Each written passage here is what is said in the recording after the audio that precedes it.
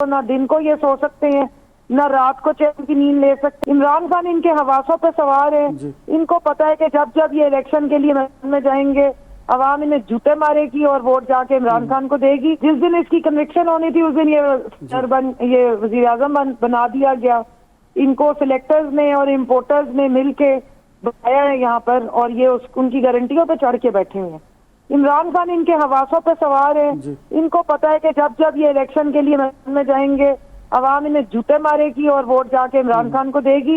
इसलिए इमरान खान इनको जो है वो ना दिन को ये सो सकते हैं, ना रात को चैन की नींद ले सकते हैं। इनके हवासों पे सवार है इमरान खान। कोई ना कोई साजिश, कोई ना कोई बहाना बना के इमरान खान को ये मैदान से बाहर करना चाहते हैं। आपकी गवर्नमेंट टोला ये है, एक मिनट जी, साजिश के नतीजे में ये आए हैं और इनकी साजिश के नतीजे में आज पाकिस्तान का दिवालिया निकलने वाला है।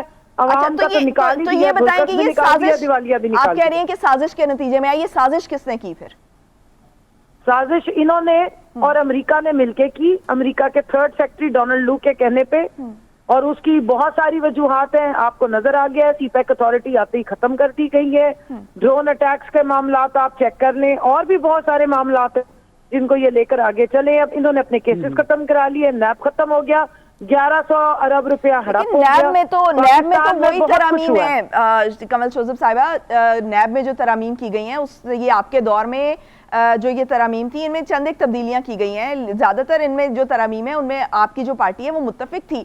और अगर अपरेंटली देखा जाए तो जो नैब का फायदा है या नैब की इन तरामीम का फायदा है, चूंकि अब आप गवर्नमेंट में नहीं है, आप पे जो हुकूमत मौजूदा हुकूमत है वो इस तरह से केसेस नहीं बना सकती, तो इसका फायदा तो इन दी एंड जो है वो आपको होने वाला है।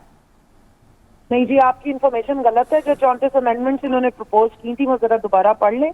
उसकी वजह से इनको केसेस सारे खत्म हुए हैं। आज मरियम साहिबा जो है वो पूरा लंदन फ्लाई कर गई हैं। उसी की वजह से सागदार वापस आए हैं। उसकी वजह से पाकिस्तानियों का 1100 अरब रुपया जो है वो इन्होंने आराम से हड़प कर लिया। ये बिल्कुल गलत कॉन्सेप्ट है और ये बिल्कुल गलत नैरेटिव है जो अभी आप दे रही हैं, और मैं इसको रिजेक्ट भी करती हूँ और आपसे रिक्वेस्ट करती हूँ कि इसको स्टडी करें।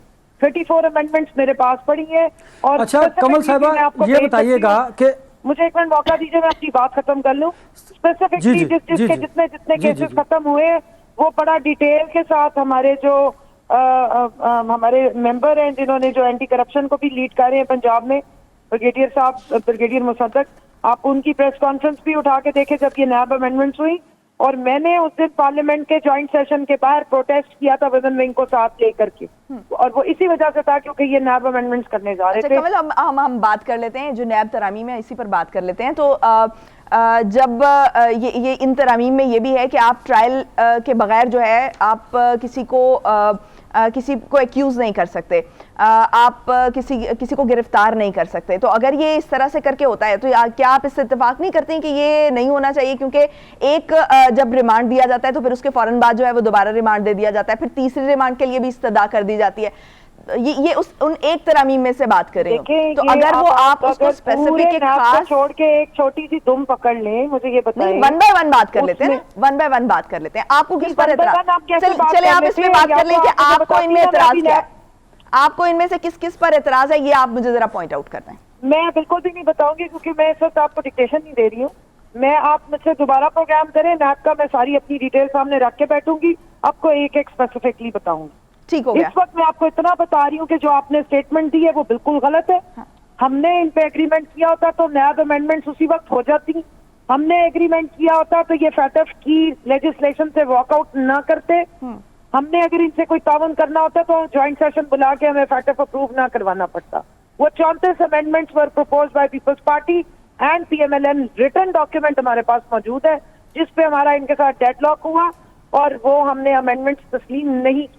चलिए हम आपके साथ एक प्रोग्राम रख लेंगे जिसको वन बाय वन जो है वो हम इसको डिस्कस करेंगे। बिल्कुल। अनवर रज़ा, आप मुसद्दक साहब की और फवाद चौधरी साहब की जो प्रेस कॉन्फ्रेंस है वो भी उठाइएगा, उसको सुन ले दोबारा, फिर उसके बाद करें प्रोग्राम। एक तरफ तो जो है वो ये कहा जा रहा है कि पार्टी पॉलिसी है कि हम MNAs बरकरार हैं, एक तरफ ये कहा जा रहा है कि हमारे इस्तीफे मंजूर किए जाएं, दूसरी तरफ पार्लियामेंट में जाने का इंदिया दिया जा रहा है। आप कंफ्यूज हैं?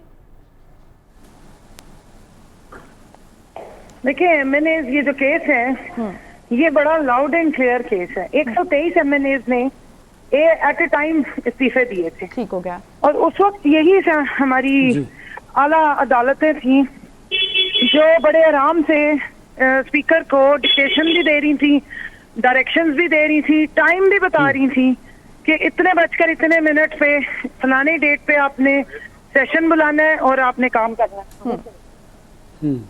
तो उसके बाद अब जो है जिस वक्त हमारी बारी आई है तो अब हमें बताया जा रहा है कि जी स्पीकर जो होते हैं उनको कोई डिक्टेशन नहीं दी जा सकती, नंबर 1। इन्हीं में से 123 में से अपनी मर्जी के 11 इस्तीफे चुन के उन्होंने कबूल कर लिए। ऑडियो लीक आ चुकी हुई है, डिक्टेशन देने वाला राना सना था, लेने वाला इलेक्शन कमिश्नर ऑफ पाकिस्तान था। इस तरह अगर पर्सनल स्लेव्स के तौर पे काम करेंगे तो एतराजात उठेंगे, बाकी कंफ्यूजन कोई भी नहीं है। लेकिन कमल साहबा की तहकीकात का मामला रखा गया है सामने, उसके तहत अगर ये हुकूमत मान जाती है और असेंबलियां तहलील करके इलेक्शन की तरफ चली जाती हैं तो यकीनन कोई ना कोई बातचीत होने के चांसेस हो सकते हैं। चार्टर ऑफ लेकिन अभी साइफर की तहकीकात तो जारी हैं। जी जी जी, मैं वही अर्ज करूं कि साइफर की तहकीकात तो इतनी अकल होती कि वो ठीक कर सकते होते तो उन्हें किसी चार्टर की जरूरत नहीं थी। अब तो पूरी दुनिया ने देख लिया है कि जब इमरान खान आया 3.5 साल की हुकूमत में 6.1 ग्रोथ रेट पे वो छोड़ के गए हैं और ये आए हैं। तो अब तो जो हालात हैं 57% जो आज महंगाई हुई है वो पाकिस्तान की हिस्ट्री में कभी भी नहीं हुई। तो इसलिए इन लोगों के साथ क्या बंदा बैठ के बात अच्छा जी जी जी सियासत अभी साइफर की तहकीकात तो जारी हैं, लेकिन प्राइम मिनिस्टर साहब कहते हैं कि इमरान खान साहब जो हैं वो मुल्क और कौम के साथ, रियासत के साथ गद्दारी के मुर्तकिब हुए हैं। तो क्या साइफर का जो मामला है उसको उस पर आपने कोई साजिश की है? देखिए, ये शहबाज शरीफ को गद्दारी का लफ्ज कहने से पहले 10 दफा मुंह धो लेना चाहिए अपना, या शीशे में जाके अपनी शक्ल देखे। इनके मुंह से ये बातें अच्छी नहीं लगती हैं।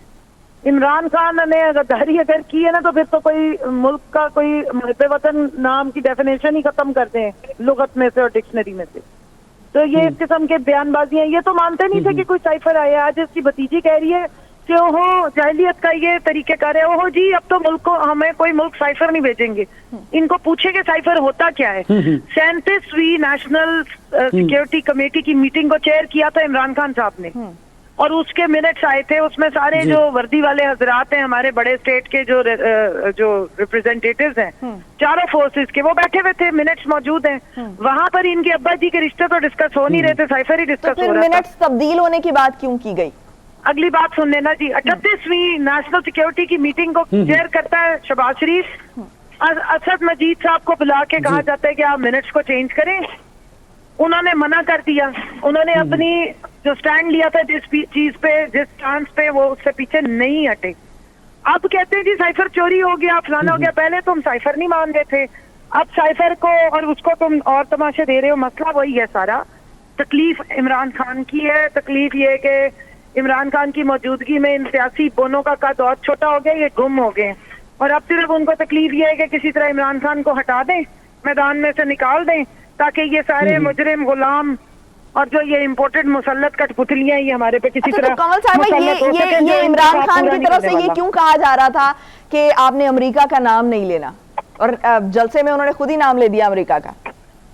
जी, इसलिए कहा जा रहा था कि वो पाकिस्तान के इंटरेस्ट को प्रोटेक्ट करने की बात कर रहे थे। उस वक्त वो हेड ऑफ द स्टेट थे, बैठे हुए थे, चीफ एग्जीक्यूटिव थे, और एक पूरे इत्तेलात के साथ उन्होंने 27 मार्च को लिखा हुआ बात की थी, जो कभी वो लिखी हुई बात नहीं पढ़ते हैं, to be on safer side. But जब इन्होंने बहुत ज्यादा दीवार से पुश किया तो उसके बाद यकीनन स्लिप ऑफ टंग भी हुई और फिर बात में खुल गई, सामने आ गया कि डोनाल्ड लू ने किया है।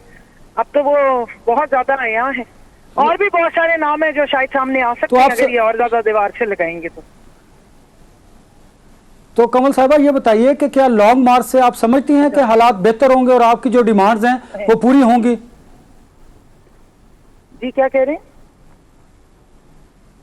मैं आपसे अर्ज कर रहा हूं कि क्या लॉन्ग मार्च के नतीजे में आपकी जो डिमांड्स हैं वो पूरी होती दिखाई दे रही हैं आपको?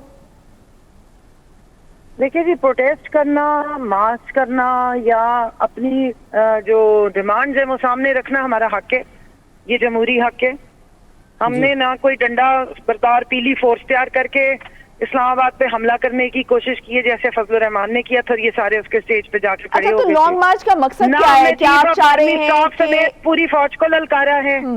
ना हमने कोई गाली गलौज की है, हमने हक की बात की, हमारे बंदे उठा लेते हैं, उन पर टॉर्चर करते हैं। अगर हम लीगल बात करेंगे, लीगल हम एक्शन लेंगे तो फिर उसके बाद जो आगे होता है ठीक हो गया। कमल साहिबा, ये आपका लीगल राइट है। बात तो पूरी सुन लिया करें, एक सवाल के बाद जरा जवाब प्लीज ले लें, फिर अगला सवाल करें। जी कंटिन्यू करें। सिर्फ इतना अर्ज कर रही हूँ कि हमने पहले भी पीसफुल प्रोटेस्ट किया। इन्होंने जो टेररिस्ट के ऊपर अटैक करते हैं, जो गैस यूज की जाती है उन्हें बेहोश करने या मारने के लिए, वो हमारे पे यूज की। हमने उसके जवाब में वायलेंस नहीं की। खान साहब ने वायलेंस को अवॉइड करने के लिए कि मेरे हम का, मेरे लोगों का खून ना ये बहाएं, उन्होंने अपनी लॉन्ग मार्च को कैंसिल कर दिया था। लेकिन इस दफा हम इंशाल्लाह पूरी स्ट्रेटेजी से आएंगे और जब तक ये हमारे मुतालबात नहीं पूरे करेंगे, हम यकीनन प्रोटेस्ट भी करेंगे और लॉन्ग मार्च करनी पड़ी लॉन्ग मार्च करेंगे, धरना देना पड़ा धरना देंगे। ठीक है, तो लॉन्ग मार्च के लिए आपके मुतालबात क्या हैं? सबसे पहले तो जी ये कि ये जो इलीगल इम्पोर्टेड मुसल्लत हुकूमत है, इसको फारिग किया जाए, असेंबली डिसॉल्व करे और फ्री एंड फेयर इलेक्शंस कराएं। इस कठपुतली इलेक्शन कमिश्नर को हटा के किसी सही बंदे के हवाले, मैं न्यूट्रल का लफ्ज इस्तेमाल नहीं करना चाहती।